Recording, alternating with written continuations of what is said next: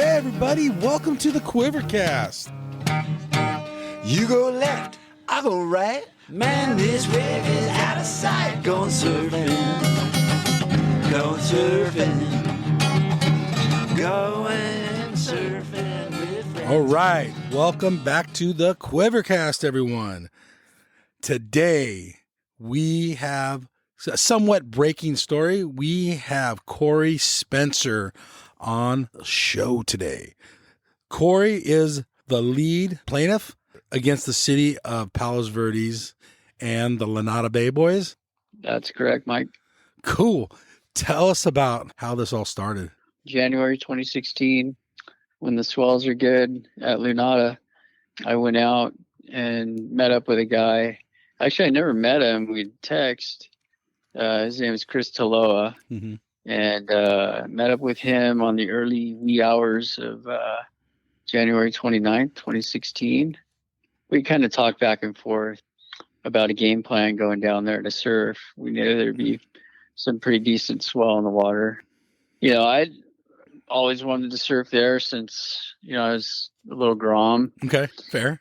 I saw it probably, I don't even know if it was Surfer or Surfing magazine, but it was on the cover, and it was just perfect right hand point, beautiful wave that, you know, every regular foot wants to surf in his life. But I remember that as a kid. Well, anyways, fast forward to my mid 40s, you know, and all the other stuff that we can talk about later that goes along with it. Mm-hmm. Finally got up the cojones to go surf it. Yeah, I mean, pretty much everybody knows about the lore, right? Everybody does, and it keeps everybody away. I would never even fathom surfing there. Yeah, I mean, it kept me away to my mid-40s. I wanted to do it since I was 15. So I hooked up with Chris through a mutual friend in the South Bay. We went out and surfed it. It was before dawn. Mm-hmm. We suited up, and we were off. How was the walk down and all that? Yeah, so it's just like the lore of, you know, the last 40, 50 years comes to light. You start getting the slow drive-bys of, you know, the pickups when you pull up to the curb. You know, you start getting the heckling, you know, when you're putting on your wetsuit, you know, what the F you doing here? Really? You know, oh dude, and like almost immediately. Really? It was on. So I'm like, oh, okay. It's kind of the stuff you see in the movies. Yeah, it's the real deal. Yeah, so I'm like, okay. Chris is like, yeah, don't worry about it, bro. You know, he's just like this crazy Hawaiian dude. Like, I love the guy. No fear. He was all about, let's do this. We'll go down the water. He's been there like several times. Anyways, okay. He's like my surfer guide, right? That day to Lunada, and just kind of puts me at peace. And we head down the goat trail, same thing. Guys, you know, and see there it's kind of easy to pick who's who in the zoo, because if you're a local or a bay boy or whatever, you don't change up top in your wetsuit like any other normal beach. You go down in your hoodie, your backpack, you're fully clothed. And back then you had your nice little patio to change on. Yep. You know, they all changed down on the rock fort that used to be there. You know, they go out and surf, and that's their spot, and they're unbothered. But, you know, the second they see, you know, us pull up, it's like all of a sudden 2 or 3 trucks, and then 4, and then a couple guys on the bluff start standing around you. And it's like, you know, why don't you go F and surf somewhere else? What the F you doing here? You know, yeah. Sorry to laugh, but it's, yeah. No, I mean, it's just, it's almost unbelievable till it happens to you, right? Right. I do remember, like, and there was, you know, it was a little lighter, so I don't know how, or even if this guy was in the water, but there was a guy coming back up the trail. Just, I remember him. He kind of had a smile. He's all, beautiful day. And we're like, beautiful. Yeah, it's not daylight yet, but yeah. I guess it's going to be beautiful. But that came to be like, that's their little code. Beautiful day. And they look at you kind of like, you know, little side eye. Oh, okay. Yeah, I was like, oh, okay, whatever. So anyways, we get out, and we jump in the water, and it's barely light, but there's still maybe 3-4 guys in the water out towards the peak. And, we do our thing where How we're big going is to it? just it's a good 12-foot face. Okay. And I'm 12-foot face Californian. Okay. Yeah. But Still solid. it's a solid day. I'm on my 8.6, so I'm really comfortable. This guy that shapes for me really shapes some really maneuverable boards, but this board was like lightning. I'm just going to take this because it's the all-around board, right? Yep. And it's got a nice square tail on the back. And anyways, it's a wave catcher, and I'm confident on it. And it's going to be a little big. I don't want to, go out there and be on a little 510 or whatever. Right. But it was a decent sized day. So Chris is a professional bodyboarder. So, okay. But a caveat, that guy can surf a body, and I watched it at Topanga. That guy can surf a bodyboard like a surfboard. So very capable in both sports, but he likes bodyboarding, whatever. Okay. And we get to our spot in the lineup, which is not on the peak. We're not going to surf directly to the peak. We're not going to puff our chest and say, we're here. Mm-hmm. We're just waiting there. Immediately, one of the individual defendants who ultimately was in the lawsuit started circling us like a shark. What are you doing? What the F are you doing back here? Chris knew him from the past. I'm like, dude, and literally like a foot from us, right? Never touched us. Right. Knee border, so knee border, Chris a boogie border. I'm on an 8.6, whatever. So I can just 2 paddles. I'm away from the guy, and Yeah. I turn and burn, and I just got a great right-hander that just went forever. Nice, solid, just 12-foot wall that I'm looking at the whole time. Wow. Stoked. Yeah, it was just dreamy, just like you imagine. I mean, at 15, you see that wave, and then you're riding it, and you're like, okay. This is nice. All right. So, immediately in the water, down the trail. I'm going backwards, up at the car. It was just on. Right. Minute one. I got 1, I got 2, and my third wave I caught, and a couple more people had showed up. And so I'm paddling back out away from the peak, towards the middle of the bay to get around. Let me stop you. Nice, easy. Oh, real quick. So you're being respectful of them. You're not like trying to. Oh, 100%. Yeah. You're just being like. See, Yeah, I get it. Chris is all about peace, right? Chris Right. is all, let's just go out. We're going to do our own thing. And it's like he's giving me a preview. He's like, we're going to get hassled. They're going to come up, and all that. And he's like, we don't say anything. We just do our thing. We catch our waves. We stay out. We don't burn, obviously. And I'm like, okay, no problem. And that's what we were doing.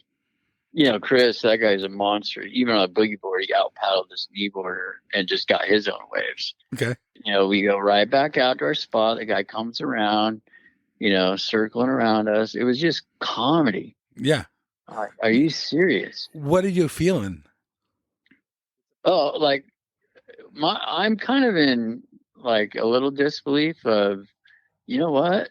Everything that you read about, everything that you've heard about, seen in the news, whatever, it's all coming to light. It's all coming true. Wow. And you're just like, is it really? No, it's happening, And it is because you just got like 2 of the best waves of your life, right? Right. And so I catch the second one, and I think it was either after the second one or after my third one. And, we were just waiting. So it's probably been like 45 minutes or so. And there's plenty of waves to be had by everybody. Plenty of waves that were left by them at the peak that we got. Okay. No problem. Plenty of unridden waves? Yeah. Okay. Yeah. And these guys really, they're very average at best, and for the most part.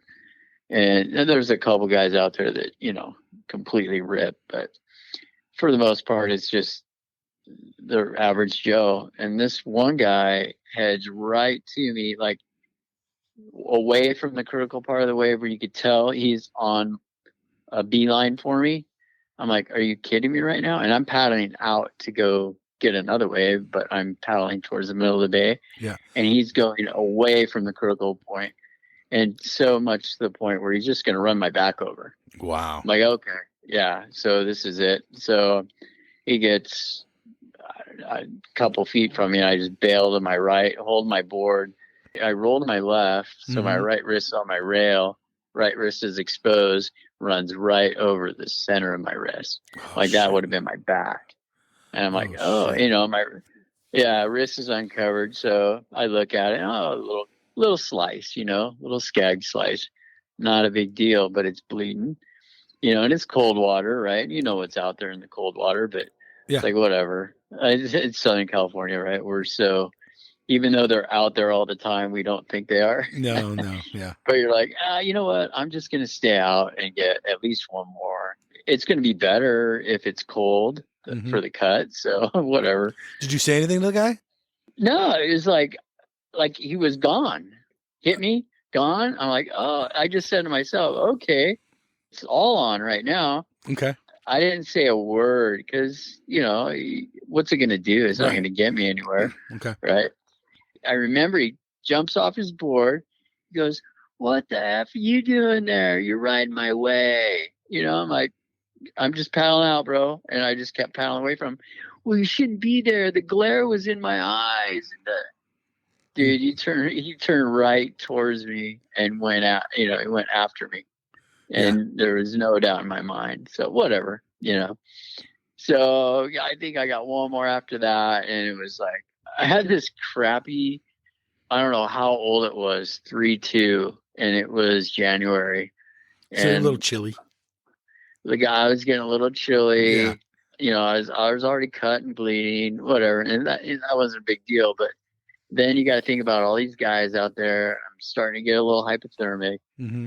I'm done. I got some 3 really good waves. Sweet. And it's time to go in. So that was it. Really, I paddled in, and that was my surf session. When you guys met in the morning, what was the game plan? Just to surf and get out of there? Yeah. So our game plan was to get out there as early as we could, have as few guys out there as possible, because Chris knows our MO. And he says, let's just go grab as many waves as we can. And then when we're done, we're done.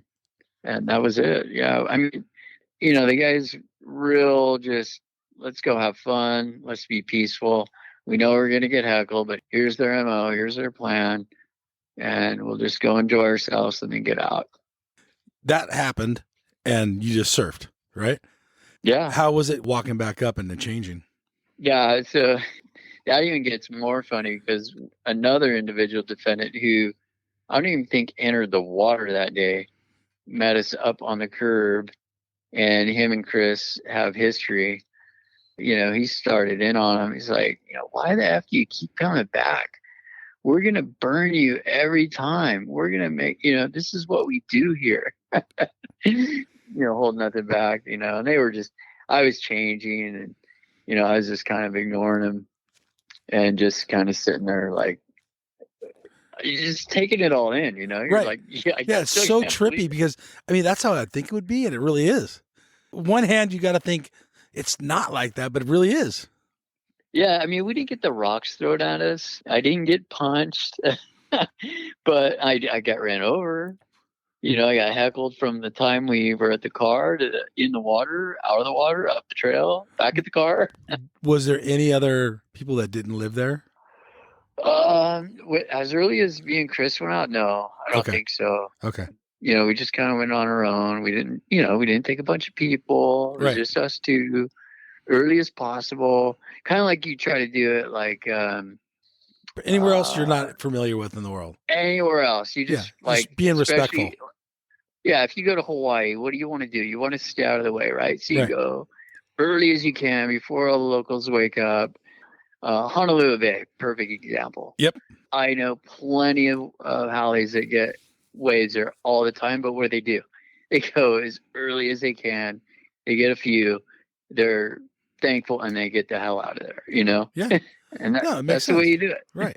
Yeah. Where are some of the other places you surf? So let's get your surf background and your life background. Yeah. So, gosh, as early as I can remember, surfing was Blackies in Newport. Yep. As like a 10-year-old kid begging my mom forever to let me get a real surfboard. no, they're too pointy, they're hard, you're gonna get hurt. And I'm an inland kid, right? Yeah. So I spent I mean, I was shoot from the day I was born, I was on that beach because that was her favorite beach. That's where we always went. But I was only allowed to ride a boogie board, from when the time you start that. But I remember about 10, it was like she finally let me go rent a Maury Doyle PJ surf rider or something across the street. Yeah, right there. Yeah. So I was like, once I was up and surfing, it was like, you're hooked, right? Mm-hmm. So that's my earliest memories there. And, you get older, 11, 12, you start venturing out after you. I remember I had to, a used summer surfboard. It was a local shaper up in I think it was Buena Park or La Mirada or something. Okay. And it was Lance Cook. And I bought one of his boards off a friend of mine for $100, and it was this purple thruster, like it was all mine, and it was a short board, and it had the pointy tip my mom hated. Yes. I was like, I'm gonna surf, and I just went almost every day in the summer. Okay. See, back then you could jump on, I think it's like 34 line OC bus. You could get right down on Beach Boulevard at 18 miles away. You could get on with your surfboard, and that's what we did as inland kids, Basically from there, it was like Golden West, Huntington, Yep. And then I remember we got this tent camper, actually there was a couple. So it was like a Toyota, those Toyota motorhomes, those little Toyota Tacoma pickup where they put a motorhome on it back in the 80s. Yeah. And yeah. then, Like a Chinook or something like that? Yeah, it kind of looked like a little mini Chinook even. Okay. And then my mom bought a tent trailer. And so the kids stayed in the tent trailer. The moms stayed in the Toyota little motorhome across a parking space from each other, North Harbor Jetty, North Lot 12. Wow. And we camped out there for like 3 to 4 solid weeks in the summer. And that was like heaven on earth. All we did was surf and sleep, and sometimes we ate, and it was just amazing. Just being Groms. Oh yeah, just little Groms at like 13, 14, 15. Yeah. We couldn't drive, so you got to go with the parents, and luckily they chose to take us to the beach. That's cool. Yeah, that's rad. Yeah, pretty killer. You had the beach lifestyle. You knew it. Surf etiquette, obviously. Oh, yeah. I mean, as long as I kept the B average, I could cut high school any day I wanted. Okay. So Santa Ana's, you're off. Oh, dude, I had the most classic story at like 15 years old, no driver's license. Okay, go ahead. Middle of the winter. It's probably, I know it was raging offshore winds where we were inland, so I knew it was going to be good. Yeah. And, back then there was like no surf line. There was no, I don't even think we called, it was like LA Times and always said 2 to 3. You were just hoping it was good. My mom was with my sister at some softball tournament, and I knew how to drive a manual because she taught me how to drive a Volkswagen at 12. Okay. At 15, no license, me and my cousin, we jump in this Toyota pickup truck of my mom's. Manual shift. Oh, shit. We drive all the way to Huntington Pier, dude, and it was going Fire, on. Probably, yeah.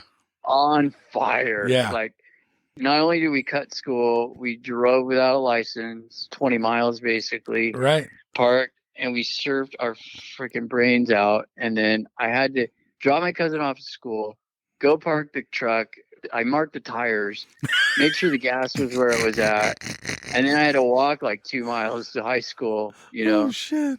Oh, my God. But it was all for surf.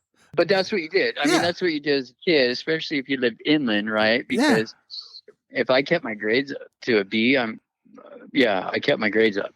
Right on. You were living the Southern California lifestyle, the surf lifestyle. Yeah.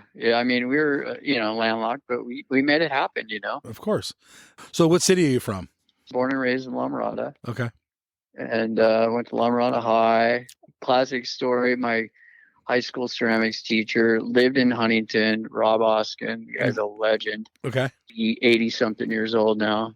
I took 2 classes of ceramics, one as an assistant and one as a regular student. the guy actually started a Lunada high school surf team, which is So kind of epic. Yeah, funny. it's super cool. Yeah, we never won anything or were any good, but so what? was, Yeah. yeah. So just cool to be on the surf team though, right? And have one. All the guys that were older than me, there were some rippers there. I mean, Yeah. there was Mike Cottrell, Billy Hoover, this guy Lance, he was a kneeboarder, Tim Malone, kneeboarder. Those guys ripped and still rip today. Yeah. 100%. Mike and- Cottrell charges, dude. Dude, yeah, so fluid. Yeah. Anyways, I remember jumping in Billy's car every chance I got in a little Volkswagen as a Grom, just jonesing for waves, and he Right. would take us. And, yeah, it was sick. Good times. Yeah, that sounds like like how most of us are raised that surf in Southern California. Yeah. So let's fast forward. Do you know the Lunada Bay boys or whatever they're called? What their background is? Are they raised Southern California surfers, or they start like mid-age? Like, are they born and bred in Palos Verdes? Yeah. So getting back to the suit, we actually filed the lawsuit in federal court. Okay. And classified them as a street gang, as a criminal street gang. Wow. Okay. And so let's pick that part a little bit. Yeah, please. My background, I'm retired law enforcement. I worked, 27 years as a street cop.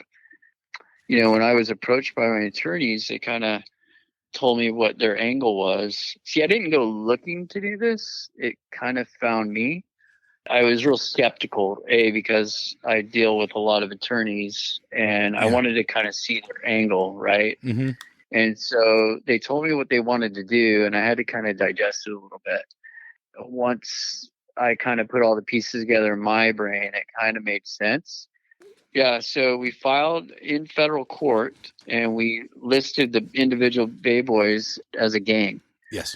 We also filed the same suit against the city and the police chief.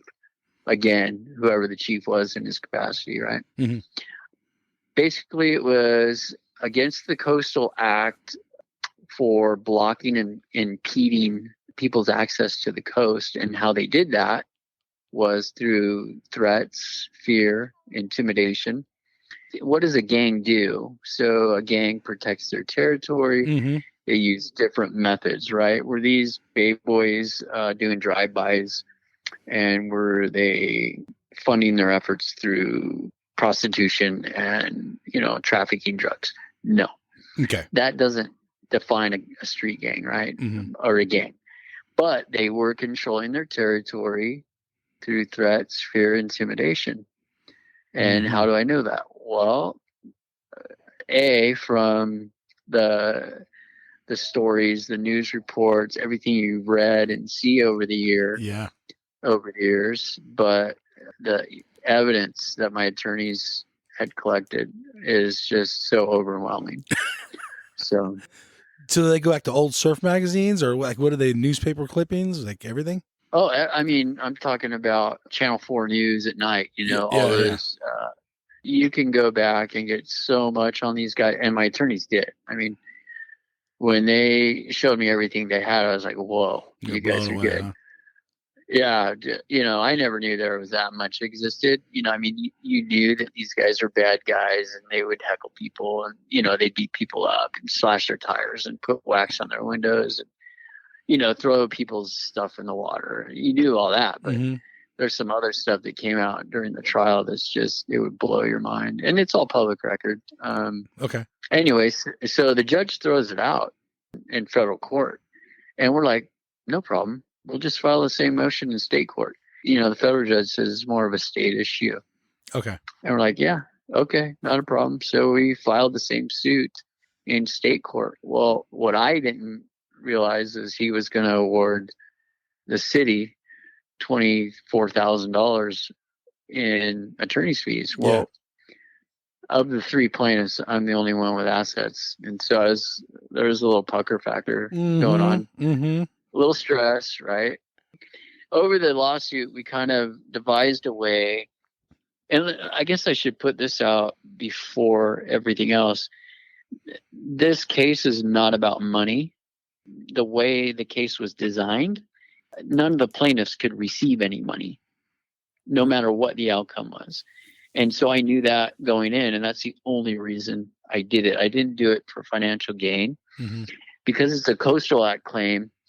Any penalties, fines, or fees awarded by a judge would go to the Coastal Commission, not to the plaintiffs. And so when I saw that, I said, this is a pure endeavor. Mm-hmm.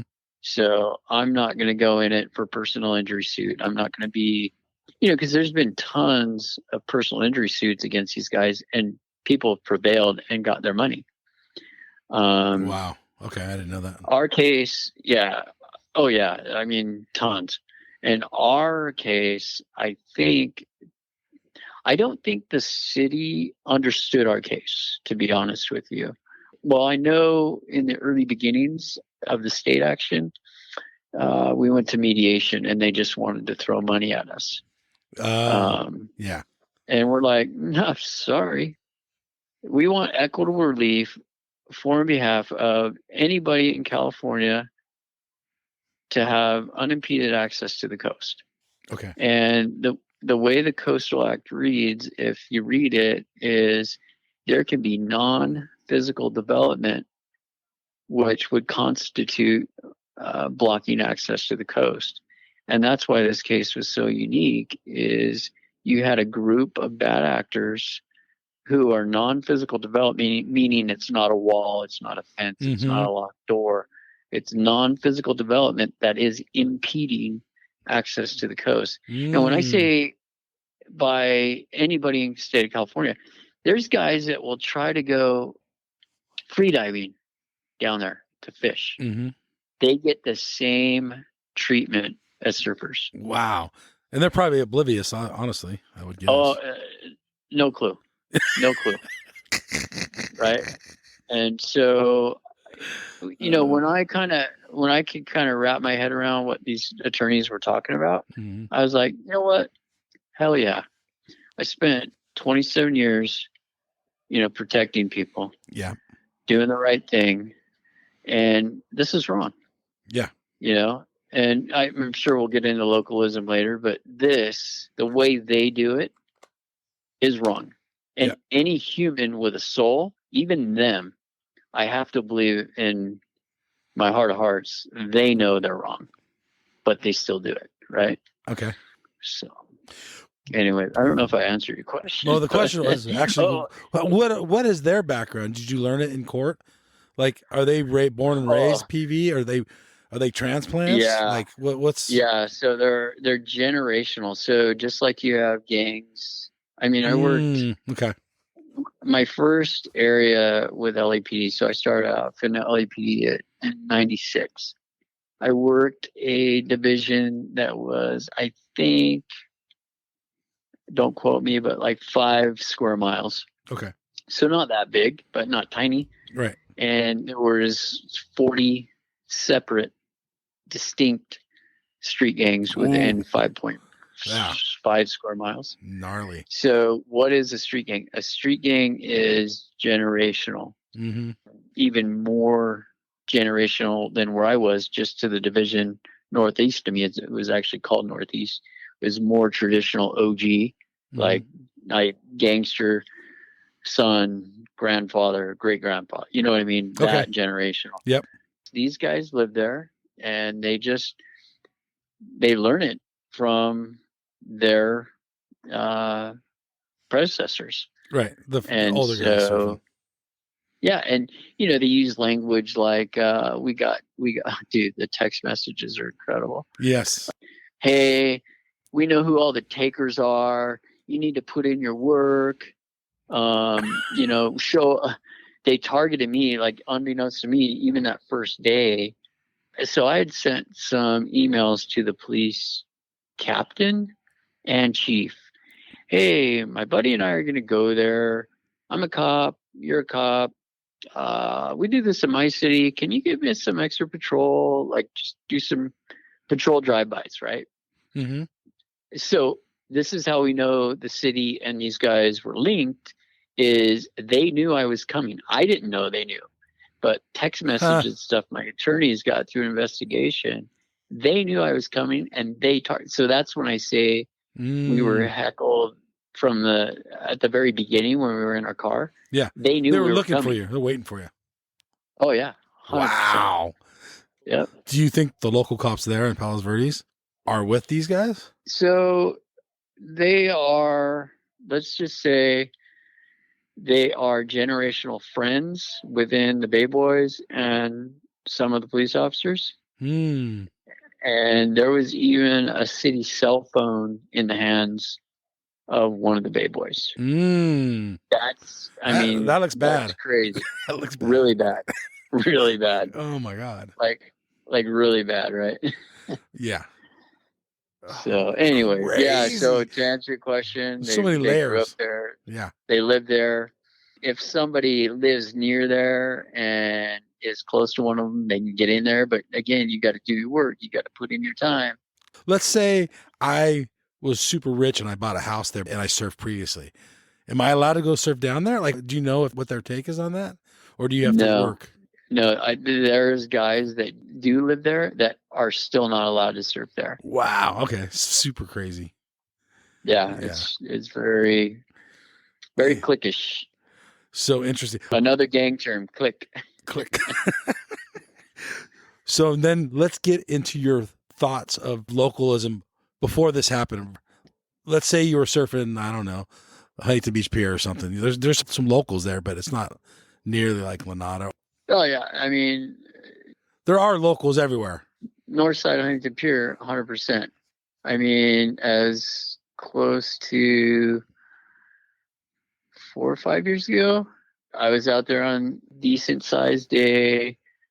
Wasn't on my shortboard, but I was on my wave catcher, my 8.6. I'm an old guy, right? You know, but this 8.6 is very maneuverable and it's very fun. It gets a lot of waves. You know, when you get my age, it's about the wave count. There you go.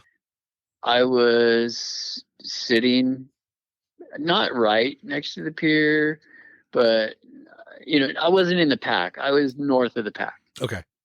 If I could maneuver over after you could tell who the local guys were and get a few, I got my share, you know, and I got a lot of waves, but I was in the water for like 2 or 3 hours. And this one kid, you could tell he was a local. He's probably, and I say kid, but probably mid-20s. He's like, "Oh, nice board. You're getting a lot of waves on that." I go, "Yeah, man, it's so fun." He's like, "Well, you know, save some for the rest of us," or something like that, you know. Okay. I wasn't back paddling anybody. I was just taking my turn. Yep. That you're gonna have at just about every beach that has decent waves, you're gonna have your local crew, right? 100%. Yeah. And so that's what I kind of want to get across. There is, I even read a report about my case, you know, where they're talking about me as, I don't know, kook and, you know, who's this guy or whatever. Localism and locals, I think, are way different. I sit with a crew down in the South Bay when I visit, and that's my local crew. Okay. Yeah. Right. 100%. Those are the locals. Yeah.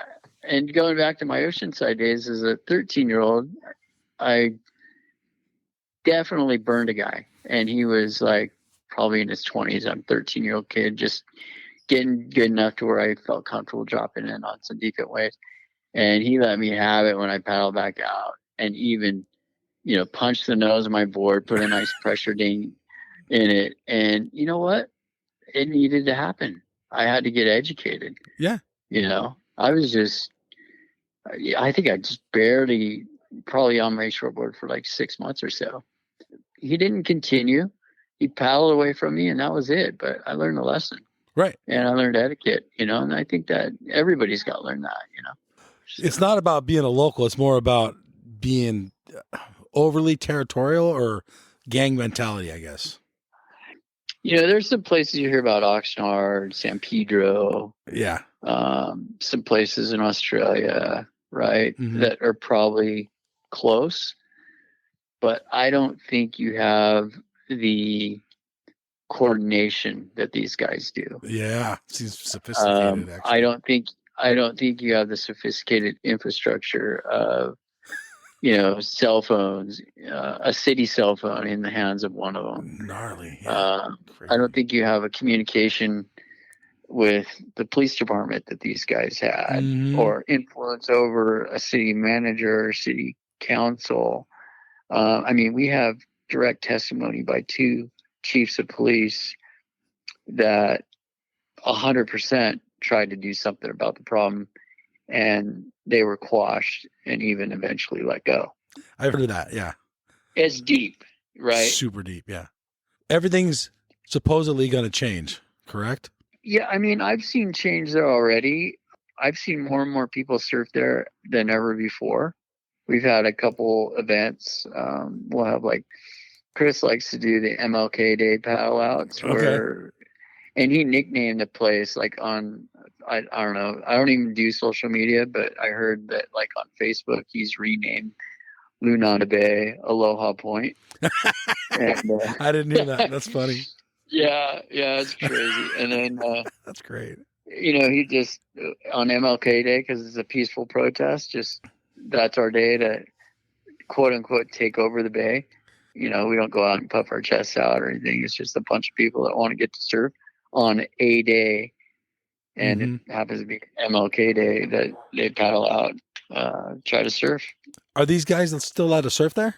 Well, yes. To answer your question in short, yes. They're in the lawsuit. So to get creative to insulate me from risk is one of the attorneys thought, well, you know what? Our city is the real focus. We need to get Cory insulated from this 24 grand. How about we offer these guys a deal?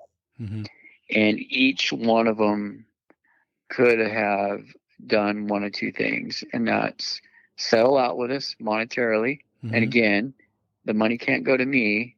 It would be held in trust in my attorney's accounts, or they could agree to a stay away. And for a couple of the bad actors, we offered a stay away and a money settlement. Some of these guys, some of them chose to stay away for a year. Some of them didn't want to stay away, and so they settled out for thousands of dollars to be able to stay there and surf. So what we were trying to do, we were trying to make a break in their appearance for the next swell.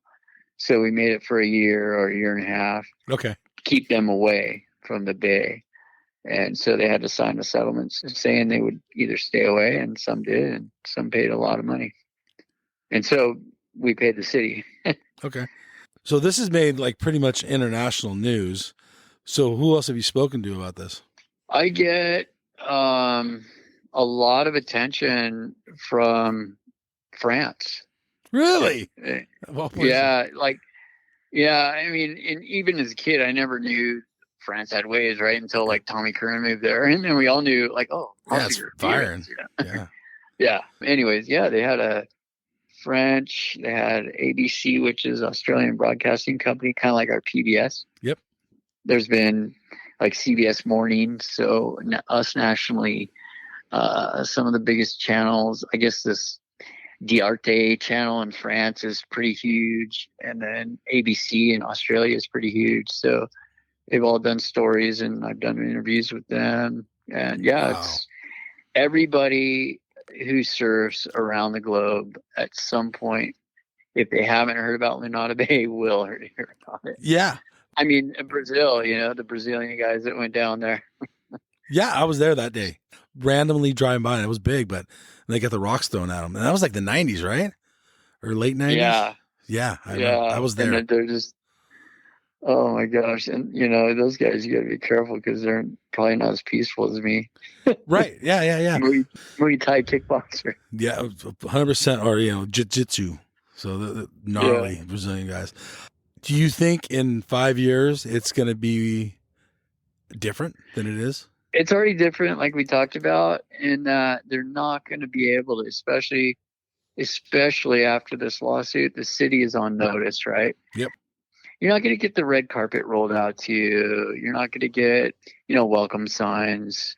You're still going to get the stink eye. You're going to get the heckling, but they're not going to be able to beat people up anymore. They're not going to be able to, vandalize your cars. And if they do, part of the settlement is any complaints now go beyond the police department. Oh. So it has to go to the city manager. It has to go to the mayor. It has to go to the police chief, right? It's not just a local patrol guy who comes down, take a report, and it gets round filed. That's not going to happen anymore. So that's one good thing that, that the lawsuit did. So, and the city leaders management is going to get educated by force in the Coastal Act. Okay. And so kind of to back up where I said, I don't think they really understood this lawsuit when we filed it. They understand it now. Yes. So the outside world doesn't understand surfing or how it's always been, right? Like, I mean, the outside world sees, they don't understand anything about waves and wave etiquette and locals and yes. How localized a place can be, localism, whatever you want to call it, right? But these guys aren't going to be able to do what they used to do. I think generationally, it's just going to weed itself out over time. Okay. What are the surfers saying? What are you getting on like the surf press? Yeah. So everybody that I talk to internationally, although they're surfers, they are kind of blown away that this happens, because even as bad as it is where they are, except for maybe a couple places in Australia, right? It doesn't happen like it happens at Lunada, and they're kind of blown away. Even in Hawaii, okay, there's heavy places, and there's places you're just not going to go because A, the place will self-regulate it, or B, you go out and you might sit out there for an hour or two. Right. And you're not going to get anything. But I will guarantee that it happened to a buddy of mine. He's passed away, a former cop, with Makaha. Yeah. Worst place, I heard. An hour. Finally, he says, one of these uncles, he said, hey, go, bro. You've been waiting to turn. Okay. He let my butt, like full on, like this guy's English, like he couldn't be more white, Howley. Yeah. And he got away with Makaha, right? Right. But you would never get that at Lunada. Yeah. West side Hawaii. Yeah. You got to be kind of invited to go there, really. I've been told. Yeah. I would never surf there. So one of my retirement jobs is I work around a lot of Polynesians, and one of them's from the west side. Like, you got to take me to Makaha, man, just so I can get away. That's right. Yeah. Yeah, you have to. I know when I go with one of his uncles, then I could get in there. But, I would still go wait my turn. I know the rules. I'm not, it just doesn't happen anywhere else like it happens in Lunada. Is the press getting the story correct, or are they picking and choosing what they're telling, in your opinion? Yeah, it's been kind of encouraging because pretty much every major mainstream journalist has gotten it right. Okay. I haven't really seen anything. There's a couple things like the one we talked about, but even he got it right. They want to call me kook or whatever they want to call me, but they don't even know me from Adam or if I can surf, right? Whatever. Right. But factually, okay, they know, right? They just choose not to go there because of how it is. That's right. That's whatever. I just had the cojones to go. And, why did I file the lawsuit? Surfing shouldn't be about, lawsuits. Just go, no, dude, there's so much deeper than, if a guy can't go spearfishing. That's crazy. Yeah. I mean, if a guy can't go down and just pick up rocks, and enjoy, take a walk with their wife or something. Family. Yeah. Dude, they get it. They get hassled. I'm telling you. And even the summer that French TV show came, they wanted to do an interview. We still, after all this, had a guy come out and hassle me. and the crew, the crew got hassled, and they were like, and it was a female interviewer, and she was like scared. I'm like, don't worry, the guy's he's harmless. With your being a former cop, could you not arrest some of these guys, or? Yeah, no, it's like the thing with the wrist, right? Am I going to, well, first of all, when you're a cop, when you're off duty, you've got nothing. Okay. You've got no radio. You've got no backup. Of course. Yeah. You've got, yeah, right. And what am I going to do? I got a little cut. Am I going to go up to my car, call 911 and say, this guy ran me? No. Yeah. Come on. Even if the guy punched me, it's like, I probably wouldn't do anything, I'm just not that way. Okay. Right. Yeah. But, I guess. I don't know. When someone punched me, I'm going to probably punch him back. I'm not going to do a citizen's arrest and do any of that. But could I? Yes. Could anybody? Yes. Do they know they can? Not a lot of people do.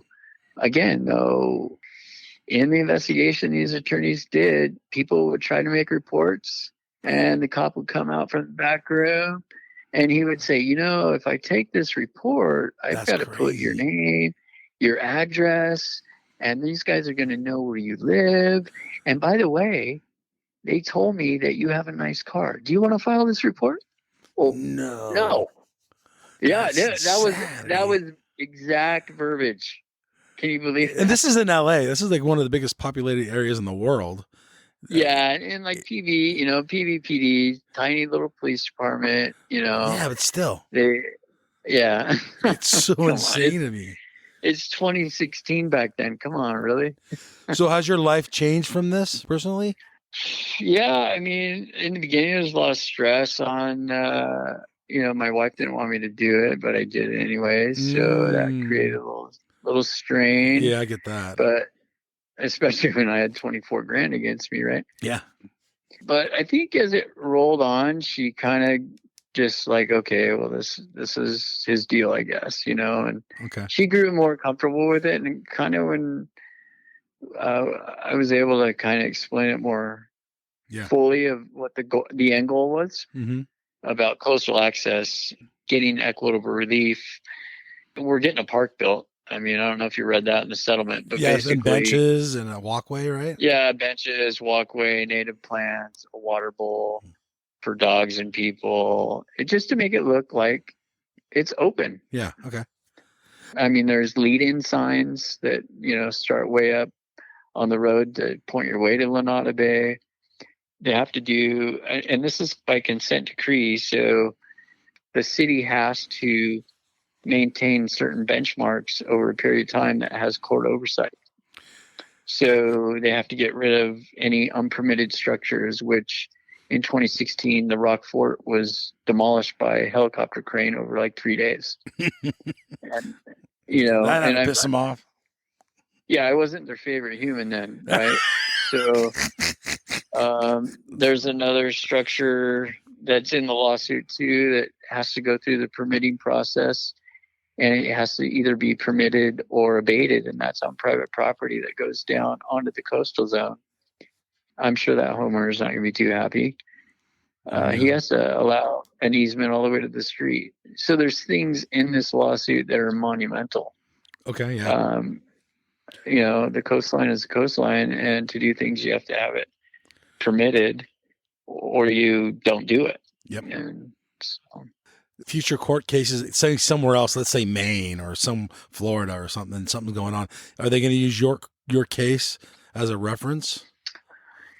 I think ours is specific to the California coast. Okay. And it was settled in state court. I mean, they could certainly refer probably to the case, but I don't think it would set precedence in a court of law out of the state of California. I could be wrong. Yeah. But I've heard some stories about like up northern California, like northern, where it's kind of the same deal as Lunada Bay. It's just not as widely known, or people don't really want to surf because maybe it's cold and big and heavy. Yeah. And so the biggest thing this did, those places, even Lunada Bay is going to regulate itself. Yes. Even on the biggest, best days at Lunada, it's not going to look like Huntington, right? Just probably not. No. By sheer size, and it's just going to regulate itself. But anyways, to get back to your point, this will put every coastal city on notice that they need to provide unimpeded access to the coastline up and down from Mexico border to the Oregon border. I'm all for that. Yeah. Yeah, all for that. Is Lunada Bay? I mean, when it's 12 foot, it's good, right? How is it when it's like three to five? Oh, so interesting enough. It was probably about 2 to 3 foot. The day of that interview is like summertime. It was hot. Okay. I flew in just for the interview for the day. Mm-hmm. We went down the South Trail, and Mhm. there was the funnest little on the inside in the middle of the bay, right at the trail, was like 2 to 3 foot perfect longboard waves. Wow. You would have just grabbed a 9-footer and just had a blast. And there was guys down there who were bay boys enjoying their own little piece of paradise, and there was probably 3 or 4 of them All by themselves? all by themselves. So it's good on an average summer hot day. You know, you don't go there on those days. You know, Why you not? could go. You could go to El Porto because I don't know. Just for me, anyways, I'm gonna go to those places that can hold size Yeah. for that specific wave, for that size, and that's what I want. I mean, that's my hobby now. I'm retired. All I do is sit on Wavecast, look at Surfline, and then I just book a flight and I go for that swell, you know. Okay, And, cool. So where else have you surfed? Like, have you traveled and surfed? Oh, places? yeah, a little bit. Nicaragua with a bunch of high school buddies. Okay. Go to Hawaii. Funny enough, my son is in the Coast Guard, and for a time was assigned at Kenosha, Wisconsin. Okay. Did you surf there? I surf perfect 3-foot No way. Sheboygan. I'm telling you. What And time it was of year? the weirdest thing. Was it Oh, winter? it was Fall? yeah, it was like getting October-ish, November-ish. It wasn't too cold. I think I had my 4.3. I wore some booties, and it was just perfect. And nobody knew how to surf. It was awesome. How many guys were out? Gals? It was probably like 6, 7, maybe 10 throughout the couple hours I was out there, and everybody just got the greatest attitude. And, Complete opposite of Lunada. oh yeah. That was like Aloha Lake. Oh, I mean, it was yeah. just- That sounds fun. and the weirdest thing is, I've never surfed like fresh water, and you're all the time you're waiting to come off your board and fill the salt water. It's just fresh lake water. Yeah. It's crazy, and then you get off, you don't have to rinse off because it's clean water. You're it's like taking a fresh shower. Yeah. So I tried to visit him everywhere he's stationed. So I surfed Navarre Pier in Pensacola, Florida. Okay. And the same thing. It was like perfect 3 to 4 foot, the warmest, beautiful water that you've ever been in. And again, like a handful of guys that one guy knew how to surf, like an older dude, and we just hit it off. And I think he was originally from California anyways. Okay. My next one is I'm going to go to Abu Dhabi at Kelly's Pool. Yeah, my son's stationed right now over in Bahrain. Wow. And in the Coast Guard. And my goal is to get over there and surf Kelly's Pool. So I surfed Waco. I surfed Waco twice. Okay. That was a blast. So I'm not like crazy international guy, but I've been a couple places. Yeah, you've been traveling. I meant to ask you this earlier. What is the Bay Boys level of surfing? Are they ripping? There's a few like guys that'll sit deep. I mean, pro, like Alex Gray surfs there. Okay. Yeah. He's allowed to surf there. Yeah. Rips, like pro surfer. And you have like that caliber down to your weekend warrior that is just able to be there because maybe he's got a bunch of money and he supplies them all with beer, or he's just got the family tie, right? Okay. And the guy can barely, stink bug stance, but that's the kind of wave it is. Like, you can take off deep. Yeah. I mean, you could take off deep and get a gnarly wave. I mean, on a big day, or you can sit out a little bit further, towards the bay, and it's just a nice big easy wall. Okay. So it's pretty versatile. Is it as good as Swami's, or what would you compare it to? Oh yeah. I mean, there really is no comparison on that place because you've got open ocean swell unimpeded by anything. It hits that point and just will wrap forever into that bay at 30 plus. Swami's eventually is going to get, Yeah, it's a way smaller bay. It's just incredible. Wow. But it's so versatile because a guy like me, very average, can sit out there and get something. Yeah. But you can have the Alex Gray sitting deep where it's a little dangerous. You got some rocks a little closer and, get a nice barrel at the beginning. Right. Yeah. So, but it's heavy in there. Am I going to sit there? No, I'm not going to sit there. Okay. Yeah. I'm going to go out. I know my place. Everyone should keep an eye on and see how it really, what happens in the next decade. Again, I don't know what these guys worry about. It'll regulate itself, and it's so far off the beaten path. Guys are just going to be like, I'll just go surf my local break, whatever. But if you wanted to, why can't you go there? If you're safe. Yeah. If you know etiquette. Yep. If you show respect, you should be able to surf anywhere you want as long as you follow the rules. And the rule, people are going to say, oh, what rule? The city wanted to try to get me on that. Well, what rules are you talking about? Yeah. It's like every surfer that knows how to surf knows rules. And the ones that don't, like me, the 13-year-old kid that didn't, I got shown the rules. Yes. And I appreciate that. I appreciate that guy who punched my board at 13. And then I just learned from my elders, I know not to burn people. I know not to pow right to the peak and just turn and burn. And I wait. I do the rotation, and it's just, come on. Common sense. Yes, 100%. Well, I want to thank you for coming on the Quivercast and letting us know your background. So I feel like some of the surf press got it wrong.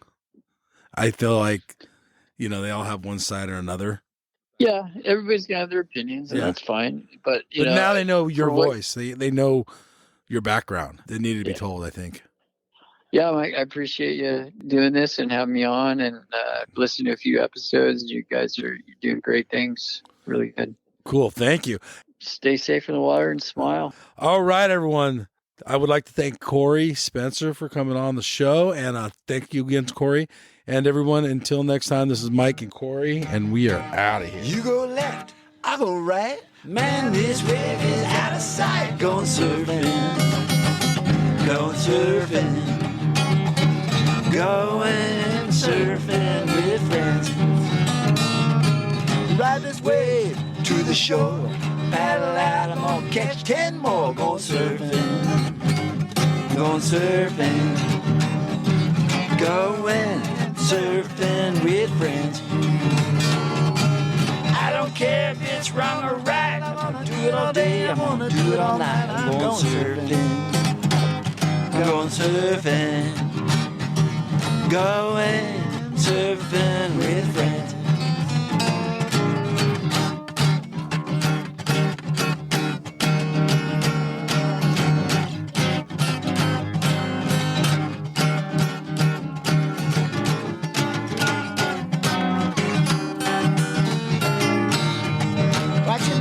On my way, it's a beautiful day. I'm going surfing, I'm going surfing, going surfing with friends.